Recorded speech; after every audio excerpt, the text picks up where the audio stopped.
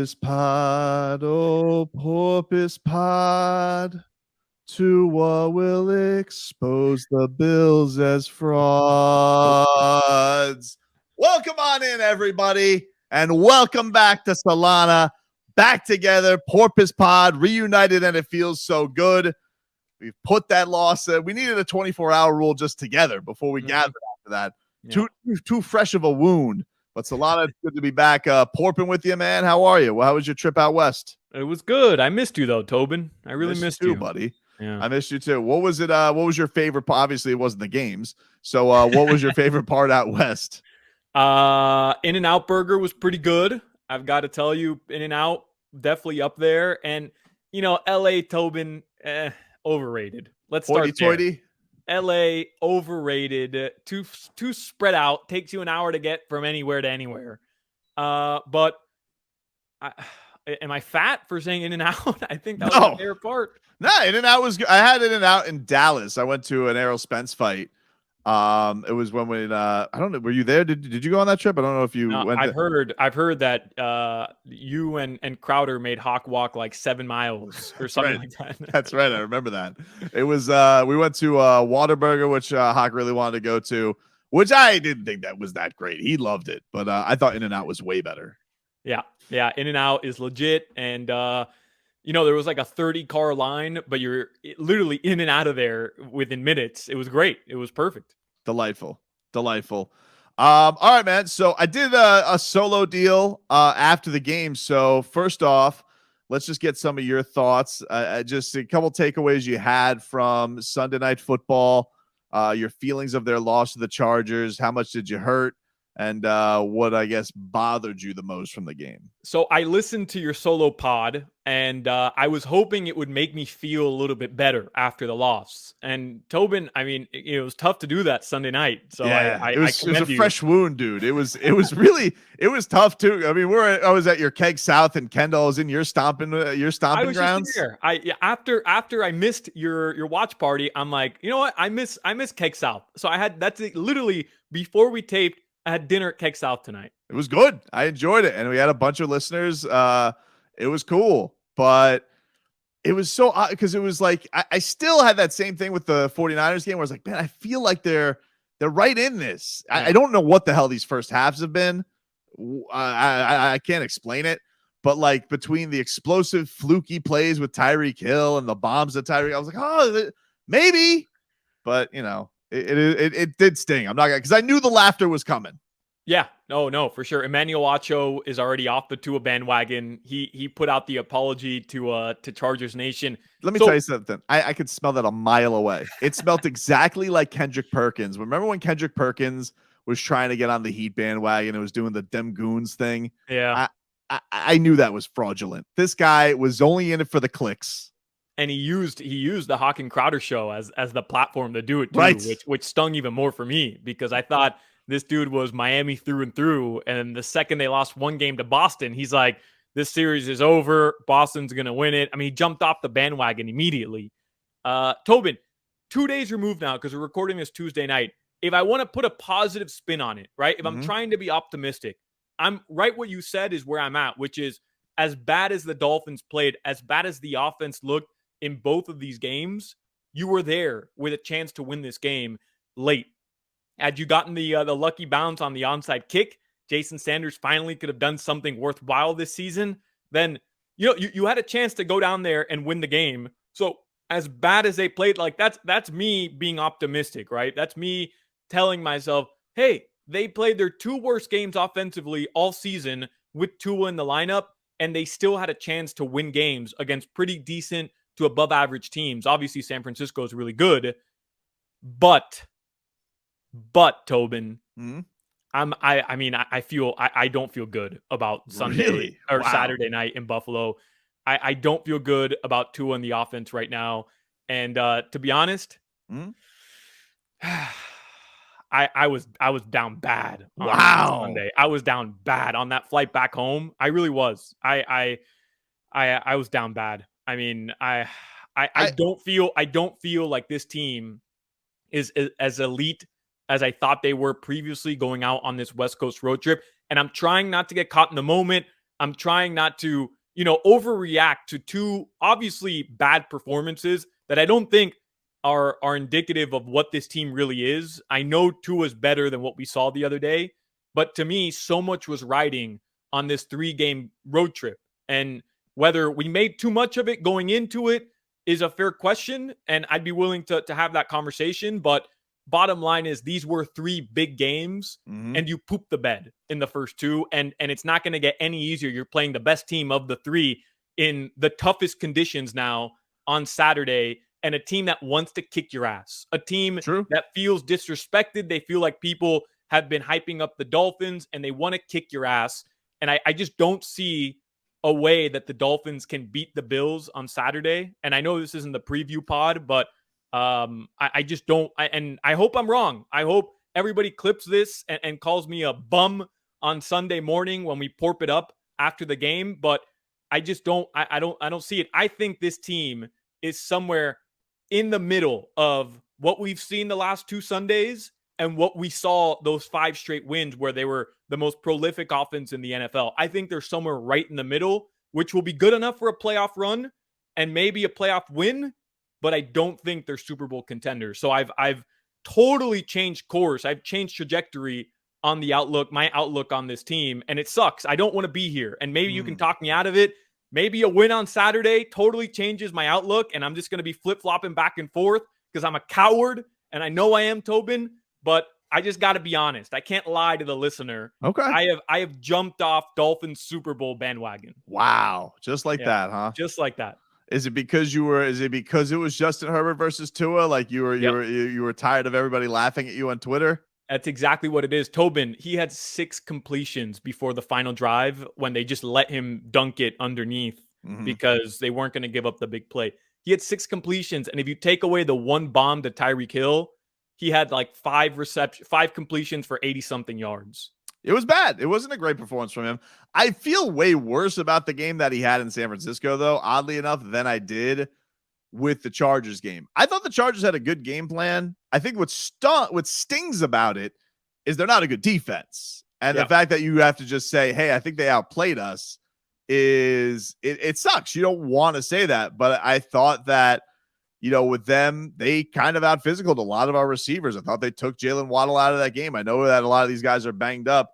But San Francisco, I don't know who that was with him because he was just missing stuff, wide open stuff. That stuff that one to me is the more disheartening game because you lose to a 3rd-string quarterback on your defensive side and you lose to Tua not executing plays that were there. I don't know if the plays were there. I think that you got to give credit to that doofus Brandon Staley and his fake wheelbarrow balls because he did a good job against Mike McDaniel. They clearly were trying to take away the middle of the field. And I think they did a good job of that. I think that to me is still fixable and they can tune some of these things up. Obviously, it's not great going into a situation where they have to go win a game, and the first news that we get is it's going to be 7 inches of snow. That's not great because Tua, cold weather, not fantastic. That being said, you're already talking about, this Bills team. What are they, braving the elements? This team, that they're scared of everything. Oh, sun. Oh, we got to leave. There's too much snow. Let's go to Detroit. They finally got forced to play in some flurries last week. And all of a sudden you want to, give them a better rose. They have to play Joe Flacco half the time. That doesn't count. By the way, do you have a ski jacket and maybe some boots I can borrow? Because I am a Miami dude with this sweater is the thickest thing I own right now. And I'm wearing it in 75 degrees. If you legitimately want me to, and you're not doing a bit, I will bring you a jacket tomorrow because I was just in Tennessee. So please tell me if you want me to bring you something. It's probably, you're a lot skinnier than I am, so I don't know. It might be the coat wearing you, but yeah, I can help you out there. It's, and also you got to watch out for these idiots with their flaming tables. So be careful. Oh my God. Buffalo fans are so dumb. I mean, I'm not looking forward to this road trip at all. I mean, you better watch it. I'm just, the Dolphin fan has to be, the Dolphins have to be worried about sex toys being thrown out on the field and urinated snowballs. Just be careful. And Josh Allen is gonna just be in your face QB on Saturday. Every throw, he's going to celebrate like he's winning the Super Bowl. Remember last year, they were up. The game was out of reach, and they went for 2 on a play, and Christian Wilkins went to fight him at midfield. But they got some history, those two. Yeah. But, the reason why the San Francisco loss bothered me, but it was frustrating that they left so many plays on the field. But the reason why this one bothered me more, and it was beyond Tua, it was from Mike McDaniel, where for the first time in the first half, the Dolphins can't get anything going. And for the first time, I felt like McDaniel dropped the ball in not being able to adjust. I mean, look, the whole offensive guru thing, so much goes into that. And what does that really mean? But he's shown us this year that clearly he's an extremely talented offensive mind. It's obvious at this point. There's no doubt about it. Even those games Tua was out, this Dolphins offense was putting up numbers. Look what he's done with Tyreek Hill. Look what he's done with Jalen Waddle. It's not a facade that he's put on through the first 13 weeks of the season, and all of a sudden the Dolphins' true colors are coming to light. I don't believe that, but I would have wanted to see a different approach in the second half, and there was none. There was nothing the Dolphins could do, in my opinion, and nothing they did that showed me that they went into the halftime and said, okay, clearly our game plan, we have to throw it out the window because it didn't work. Let's try this now. And that's what was frustrating to me, because in the second half, they looked just as lost. I hear that from you, and I'm not saying don't be upset with it, but they lost Jeff Wilson, who is their power guy and really does set up all that play action stuff that they do. He is that thunder to Mostert's lightning. And, look, Tyreek Hill played a season low snaps because he's out there basically on one leg. You're not going to look like as much of a genius without Tyreek Hill. That's just the facts. And Tyreek Hill being limited on the amount of snaps that he was able to play is a tough go for him to not look like as much of a genius. But but also I'm not shook that he can't make adjustments from week to week. I think we have seen from him. This is a guy I think the fan base has had a lot of faith in. I'm not going to all of a sudden be completely, rats off a ship on the guy's ability to get things right with one time because he got out schemed. I think that this is part of he's a rookie too, he's got some learning to do as well. And everybody's got to get on the same page. I do wonder about, he talked this week about pressing and the players press. I wonder if he's pressing. I wonder what that's got to be like for him. We talked a lot about with the San Francisco game, Tua maybe wanted to do too much for Mike McDaniel, and maybe that was why he was so juiced up on those throws or something like that.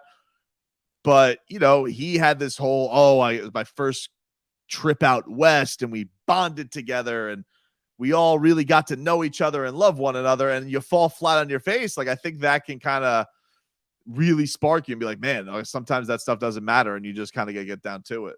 And I'm not, by the way, I'm not out on McDaniel. I'm not just going to jump off the McDaniel train because of, one bad game. It's just what made me so frustrated about that Chargers game. It's that nothing worked. Tua's throwing passes that just don't make sense. There was one play where it's like a play action and he throws a bomb to Tyreek, and Tyreek has a step on the receiver and Tyreek just didn't see it. He lost the ball. In the lights. Yeah. He loses it. And then there was another play where he throws it to Jalen Waddle, and I don't know if that one wasn't as wide open as the Tyreek one was, but Jalen Waddle just didn't even know the ball was coming his way either. There were just throws. There's another throw that Tua throws to Tyreek Hill. There's 5 guys around Tyreek, and thank God Tua just threw it so poorly that the ball couldn't have been intercepted because Tyreek Hill's running down the middle of the field, and Tua just threw it towards the sideline and nobody was there. But he just looked totally rattled. And that worried me. It really did. From the very first series where the Dolphins go 3 and out, 3 incompletions, to me, he looked a little bit rattled. And I mean, it's December, bro. You got to step up your game in these situations. And we remember what he did last year in Tennessee. I brought it up a couple times where after that Tennessee game, I was seriously doubting if Tua could be the guy. And he's put all those questions to bed. I'm not questioning whether he's the guy. I'm not questioning how good he is. I know how good he is. Yeah. But, to be elite, the category that I was putting him in 2 weeks ago, he needs to be able to perform in these games. I think that to me, that's legit. I just don't think, and I get your worries. I get it. But I just look at the character of the guy and I say, this kid burst onto the scene on a national championship game and won his team a title. He comes into the NFL. Nobody wants him. He's playing on half a hip. He's got to deal with all of that drama every step of the way last year. He has to deal with 9 offensive coordinators, all that stuff. And, finally was put into this position, and he's leading the league in quarterback rating for most of the season. He was a top 2 in odds for MVP. He's leading everything in Pro Bowl voting. Like, I just don't think that stuff gets erased. And also won a game with a concussion against this team. Like, all right, like got knocked out of the game against the Bills, came back and chucked bombs to beat their ass with limited plays. And I just think that the guy is as rock solid as they come with his fortitude. Not a good enough performance the last 2 weeks. Not excusing it, but I'm definitely still a believer that this guy's going to get done. Maybe he makes me look like a huge idiot. and Josh Allen smokes him, and AJ Epinesa and Greg Rousseau eat his lunch, and Ed Oliver, spears him. I don't know. But I just feel like that moment is going to be here for him. I really do. I feel like he has mostly answered the bell. They have had time now. He had a couple times where they were riding high. Now they've been humbled a little bit. I just feel a great sense that he is going to be able to, and Mike McDaniel is going to be able to bounce back. I don't fear the Bills. I haven't feared them all year. I would say if you told me the teams that I would be more worried about the Bengals. I would be more worried about the Chiefs. Teams that are like legitimately like, have been further than the Bills. What has this Bills team done?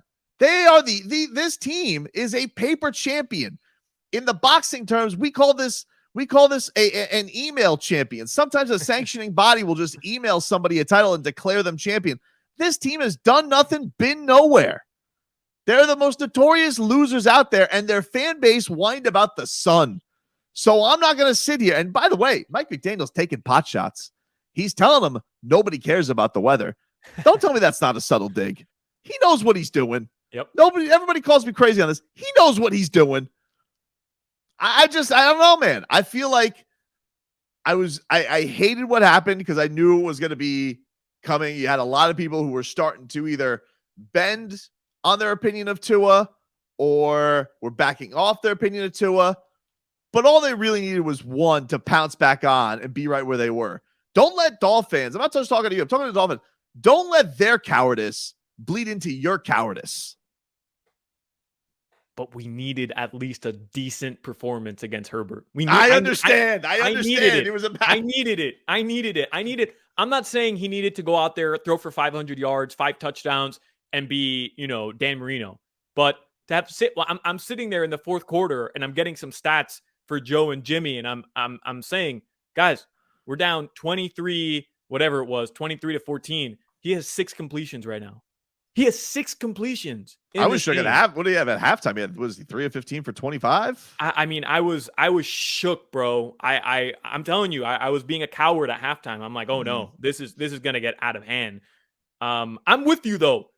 The Bills are, but did you not still think? Be honest with me.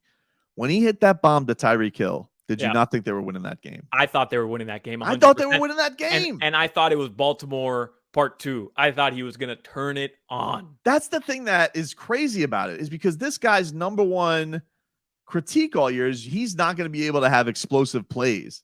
And that's really all he's had over the last 2 weeks, because the other stuff, the stuff we think he's great at, the things that we know this guy is elite, dissecting a defense, throwing over the middle. That's what's been lost. And that's what's odd. And that, I think, is the crazy. I feel like he's going to get that back because he's been good at that his whole career. Yeah. I feel like I just can't. That guy's just not gone. Yeah, maybe teams have made an adjustment. I don't think that he can adjust back to it. I hate that argument by a lot of people that I'm seeing that the Niners were able to figure out the script for Tua. Like they figured it out now teams know exactly what to do to scheme against Tua defensively. And I hate that because it's not like Derrick Henry, where they're just stacking the box. I mean, bottom line, you still have to stop Jalen Waddle and Tyreek Hill, and you don't just know how to do that from one game to the other. So I hate that argument. To me, as much as, because I read the stat, I remember Marcel Louis Jacques had tweeted out that towards the end of the game, Tyreek Hill and Jalen Waddle only had like a yard. Tyreek only had a yard of separation, and Jalen Waddle had less than a yard of separation against defenders, which is This is insane. San Fran or LA?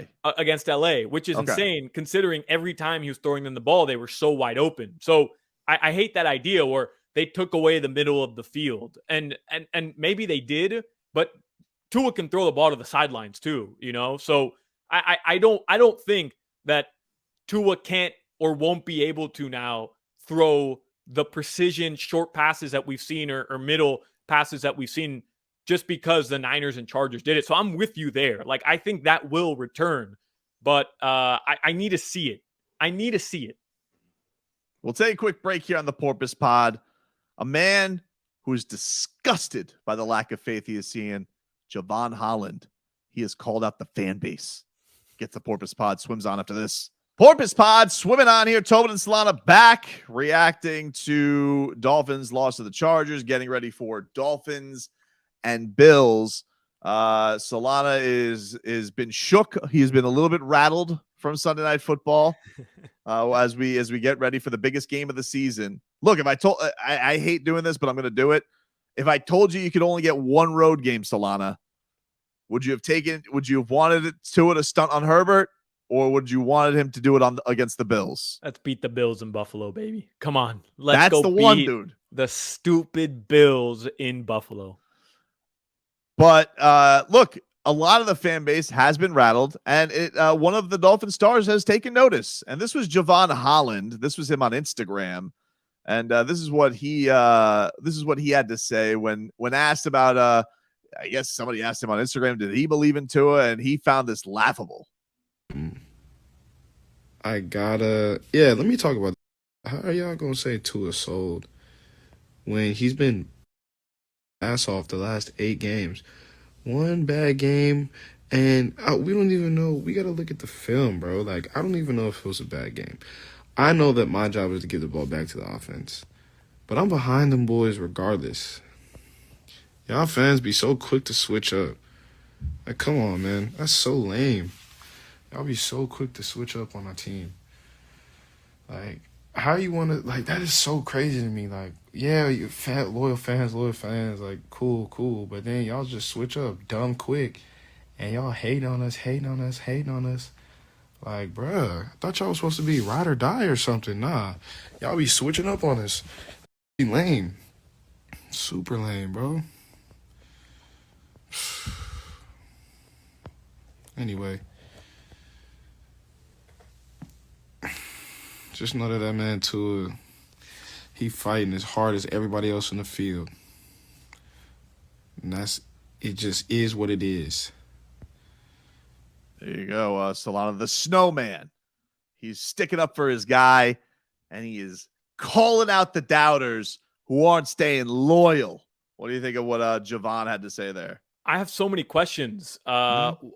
Obviously, for our audio listeners on the pod and those who aren't watching on YouTube, Jevon's laying on the ground in what seems like his apartment. I'd love to get a little more context there. Like, I mean, he's an NFL player. Get yourself a lazy boy, first of all. Well, he's a second-round pick. He doesn't quite have that big money yet. I mean, maybe he's a cheapskate. Didn't Wilkins tell you guys on his show he's a notorious cheapskate? Doesn't order lemonade, just orders free water and 2 lemons with sugar, crazy. And he makes his own lemonade. He could afford his own lemonade. That seems. You know what? I love a carpeted apartment. Sometimes to lay down on that carpet in an apartment, that's very comfy. Yeah. It's not terrible, but I'm with him because a lot of people are doing the thing that you're saying, which is 2 bad games, they're back on the Tua sucks bandwagon. Mm-hmm. A lot of people are doing that. And you're right. Like, people were waiting for these games to do that. But Tobin, bottom line, this fan base has been split down the middle for 2 years, split right down the middle. And I know I have a lot of buddies who are diehard Dolphins fans that have still been saying, well, let's see Tua do it in the playoffs. Let's see Tua go and win you a playoff game before they're going to buy in. So it doesn't surprise me. It doesn't surprise me. Do you think that's split, or do you think it's a loud minority? Yeah, because they don't want to look stupid. Because he's leading the league in Pro Bowl votes. Like, most of the fan base was so happy when they drafted him. Yeah. And now he's good. I feel like most of the fan base loves him. It's just a couple of ingrates on social media. It's not nobody. I do believe you're right. But like, do you think it's 30% of the fan base? Do you think it's a fourth of the fan base? Or do you genuinely think it's closer to 50-50? No, you're right. It's not split down the middle, because every game, every home game, the jersey you see the most in the stadium, more than the 13s, more than the 99s, it's the number one jersey. It is. And every time that dude walks onto the field, that place gets loud as hell. So you're right.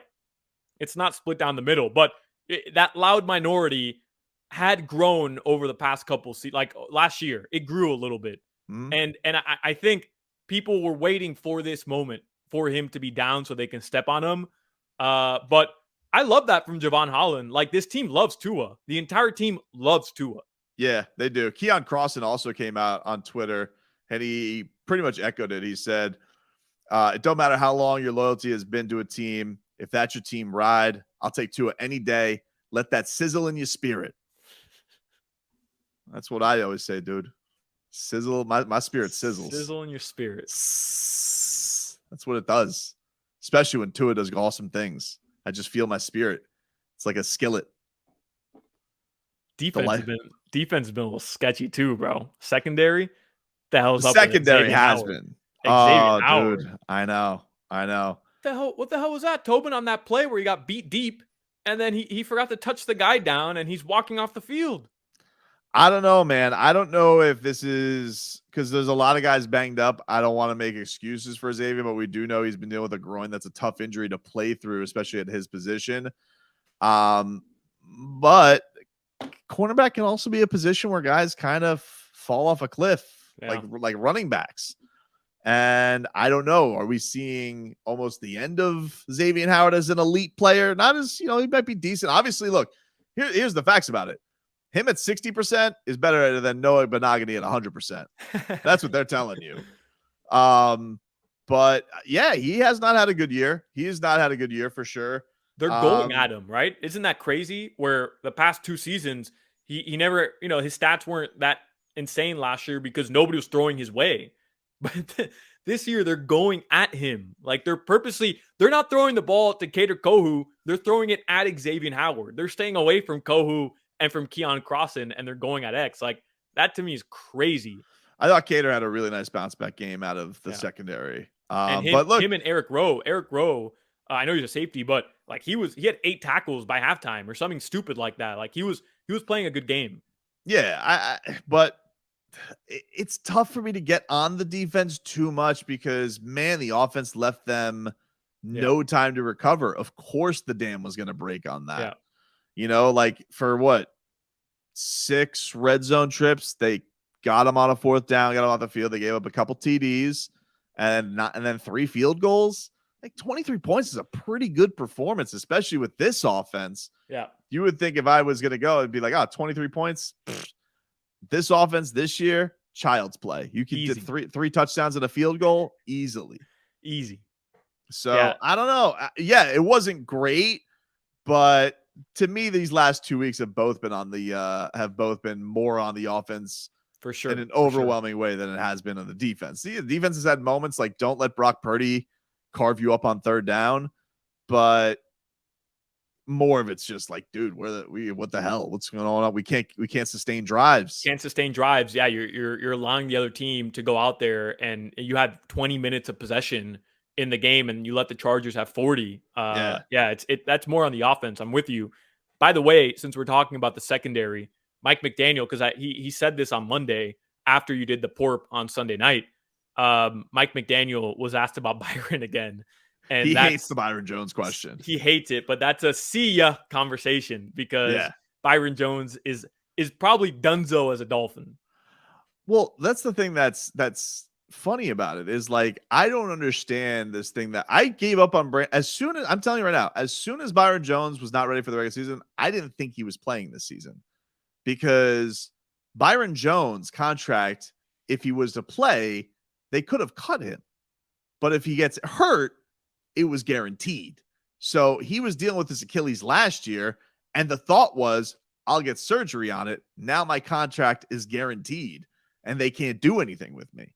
It's a savvy move. It's, people will look, it's a selfish move, but it's, how many times does the NFL player get one up on the team? Never happens. Right. And so I really never had faith he was going to play this year. Like, you could just tell Mike McDaniel's pretty honest about everything.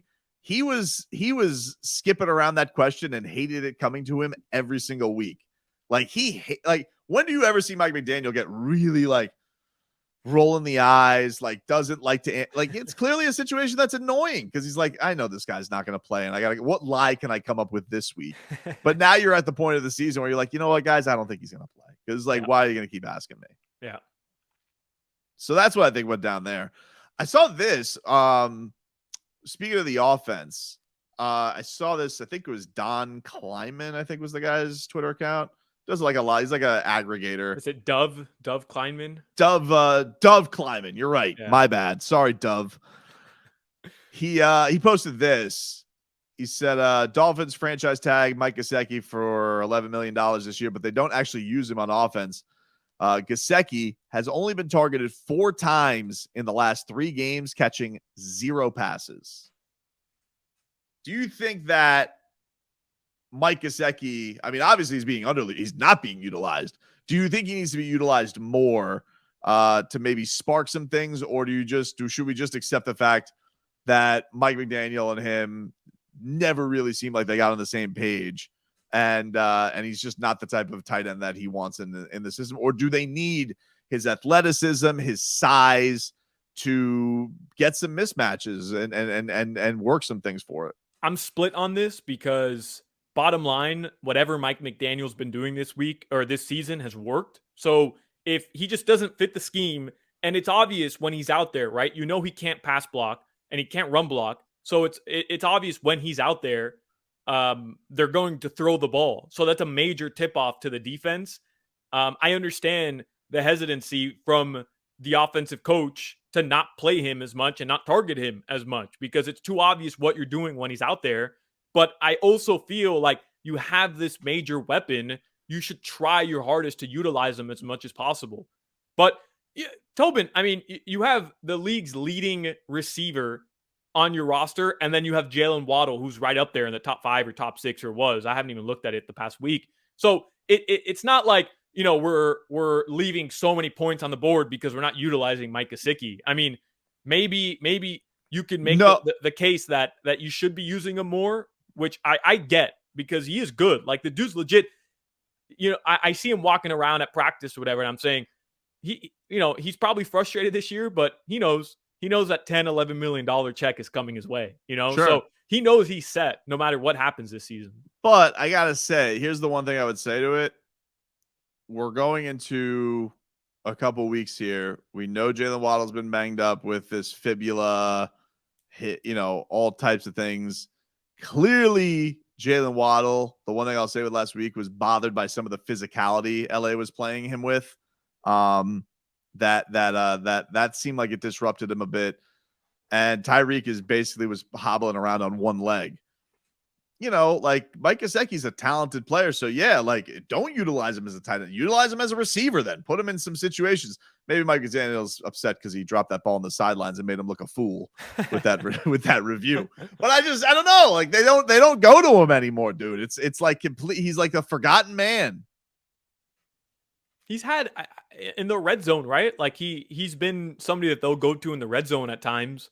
But yeah, when they went with the awful gritty, it feels like eons ago. Yeah, but I also feel like this team doesn't get in the red zone because they just score touchdowns from 40 and 50 yards out anyway. So those opportunities have dwindled.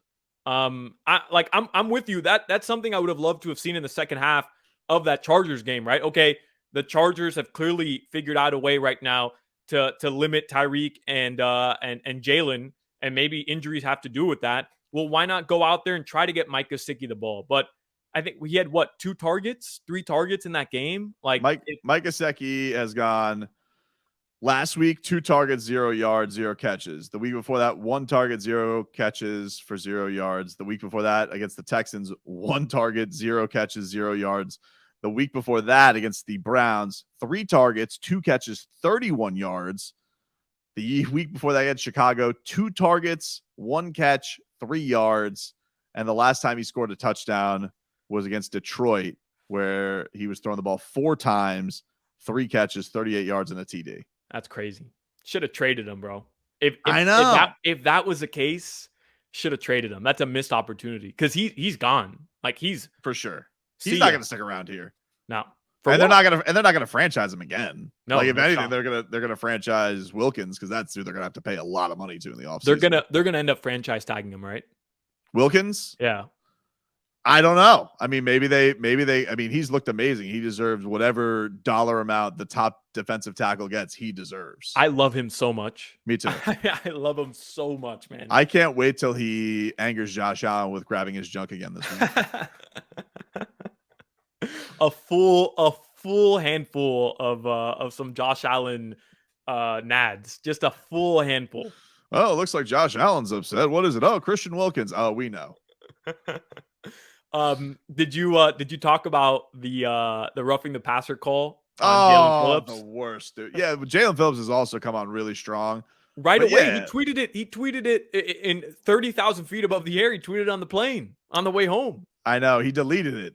He did not delete it. He did delete it. I wish he didn't. Come on. But yeah, he's right. Like that. What happened to him was criminal. Like that was ridiculous. And that, talk about money. Like sacks is a big deal for a pass rusher. They're not very common. And so for a guy to have a sack taken away from him because of a bogus penalty, I would be furious. Not only just because of the game situation, but like you're messing with my money. These officials not knowing what the hell they're looking at. How was the broadcast after that play? Was Collinsworth just like beside himself that they called that? I don't even remember. I was beside myself. I don't even remember what the hell he said now that you think about it. I would imagine he was, but I was at the sports bar and that's right. All of the fans were so upset with we were like yelling amongst ourselves. I don't even remember what he said now that you mention it. It was weird too because Dolphins players are celebrating, and like 12 seconds later, the official just drops the flag. Yeah, it was crazy. The whole thing was bizarre. It was like Kane's Fiesta Bowl late. Like what the hell? Yes, yeah. Larry Coker has the trophy in his hand already, and the official is throwing the stupid flag. Man, it was it angered me greatly, but obviously small potatoes compared to why they lost. But football does this thing all the time where I'm like, I don't know football's hard enough to understand, but they legitimately make like the simplest rules really, really difficult. What's a catch? What's pass interference? How can you hit the quarterback? It changes every year. Now it's eligible receivers. Everybody wants those rules changed. You don't know what you're watching anymore. And the officials seem like they make up the rules as they go. That was another thing that bothered me. The return of the ineligible man downfield for the Dolphins. Yeah. I mean, come on, bro. Come on. That was week 7. We got that fixed already in week 7. But here's the thing. A lot of people want that rule changed because they think it's garbage with the run pass option and all that stuff. Like, it's let's grow up a little bit. This isn't 1974. Like Zonk's not back there. Let's let the lineman cut loose a little bit. Did Zonk tweet after the game? Did you? He gave up. He gave up. I think he gave up like after the Tyreek Hill tweet. The Tyreek Hill the fumble Reekski. I think that was the last time. He's not selling his book anymore. He's done on Twitter. Let me see. I gotta find Zonk. What was the last? See. The last tweet was yesterday, but it's about his book. It's reviews from his book. He goes, there you go. Thank goodness for Hill. Even with a bad ankle, he comes through. Not a bad throw either. I want more of that. Hashtag MIA versus LAC. Hashtag fins up. Hashtag SNF. Oh, look. He did tweet. Most ridiculous call I've seen. Unbelievable. Hashtag MIA versus LAC. Yeah, fins up. Hate that. Hashtag Sunday Night Football. Can't believe backups are covering our receivers as well as they are. He's right about that. on the Hill fumble recovery, the fumble reek ski, he goes, what was that? Can we run that play again? Thank you, Hill. I've watched that replay so many times. Does it not look? There's one camera angle where it looks like Teron Armstead flips the ball to Tyreek Hill. I don't think he meant to. I think he just went to grab it and it squeaked out. But it almost looks like Teron flips the ball to Tyreek Hill, which would be the most insane thing ever, because how could he have known Tyreek Hill was there? He couldn't have. He's on the ground with 30 people on top of him. But the idea that the ball just lands perfectly and is in the fastest player in the world's hands, and amazing. Everybody's on the ground, to me is just the dumbest thing ever. It was so amazing. That's one of those, like, you remember, like, it's like one of those, like, man, I really wish you could enjoy that play more because it was so insane. But it happened in a loss, so like it'll be probably lost in Dolphins lore. But I don't think you're gonna see many crazier plays than what he was able to do there, and just all the dog. But like when I thought when Justin Herbert fumbled that ball, I thought we were gonna get the ball back and win. Oh my god, that's right. I was like, oh my god, we were like all screaming in the sports bar. It was crazy. And then the same thing on the onside kick, because like every Dolphin was pointing that they had the ball. They lied to me. What is up with that? Like, let's wait. Let's wait till you know for sure you have the ball to start pointing. Yeah, there's usually like one boob. I saw like 7 people point. I'm like, oh, they got the ball. No. I'm like, why would you guys do that? Did you think you're going to like get the ref to change his mind? And one other play that really bothered me. I wanted to talk to you about this so bad. Mm. The 3rd and goal from like the 20, where the Dolphins line up everybody, their entire secondary lines up. Yeah, I don't know what that was, dude. What the hell was that? I don't know what that was.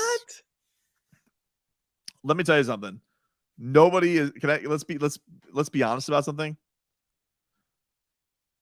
Nobody's more happy about Tua stinking up the joint the last 2 weeks than Josh Boyer. Josh Boyer, yeah. Josh Boyer's like, whoo! Because he's had some doozies these past couple of weeks, dude. I don't know what he's doing, but he's sneakily like, oh, thank God that Tua's sucking an egg, because I am out here and I'm just putting people, like, I haven't seen defense that bad since like the Canes with Mark D'Onofrio, like back like with Al Golden's teams. Like, what were they doing? I don't know, dude. D'Onofrio, it was a 3rd and 2, and he had 2 guys on the line of scrimmage. I mean, D'Onofrio fell off so hard after that. I just couldn't understand what the hell was going on. And you're so right. Josh Boyer is so lucky that Tua's been playing terrible. There's nobody I want to hear from more this week than Josh Boyer. He normally speaks like Wednesday or Thursday. Thursday, I think. No, wait. Yes, I think Thursday. Yeah, he normally speaks later in the week. I need to understand, because you know the entire media is going to be there to ask him that question. Like, what? Oh, for sure. What was the idea behind having everybody? Because I understand playing prevent defense on a 3rd and long or a 4th and long, and it's 20 yards to gain, and all you have to do is stop them short of the line to gain, right? But not when it's in the red zone and they can get close enough to go for it on 4th down. You know what I mean? Like, it doesn't make any sense. Josh Boyer speaks at 11:45-ish on Thursday. He will answer for his crimes. Yeah, he must. He must. All right, dude. It was good to pull up with you again, man. Glad to have you back. Do you need a jacket? Like, what do you need? Are you going to be all right? I might. Hawk was asking me, Hawk and Crowder, because last year went to Anchor Bar. They have the stupid little buffalo wings, and it's so overrated. But I told them I'm flying in Friday night. I'm going straight to the hotel. I'm Ubering food, and I'm waking up the next morning, going straight to the stadium. And then after the game, we're getting the hell out of Buffalo. Yeah, I want nothing to do with that city. I don't want to see a Buffalonian, and I don't want to eat those stupid buffalo wings either. I'm ordering Chipotle right to the hotel, and I'm going right to bed when we get there. Good. We're not going to be like we don't want to hang out in your city like you guys want to down here. Oh, they're all at the sun. Elbow Room. Let's all meet up at Elbow Room and wear our Buffalo Bills gear. No. We're going to the hotel, and we're getting the hell out of that city. I like it, dude. Enjoy your trip. Glad to have you back for a few days. Back boots on the ground down here in Miami. And for the rest of you porpers out there, we'll talk to you next time.